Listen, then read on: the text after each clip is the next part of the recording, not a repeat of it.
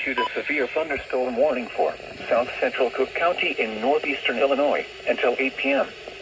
At 7:32 p.m., a severe thunderstorm was located over Orland Park, moving north at 30 miles per hour.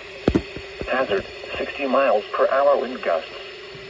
Source, radar indicated. Impact, expect damage to roofs, siding, and trees.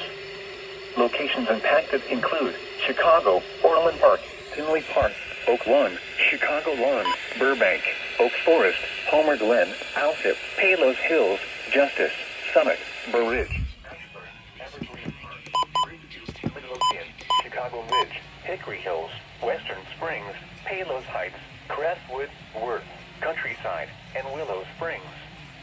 For your protection, move to an interior room on the lowest floor of a building.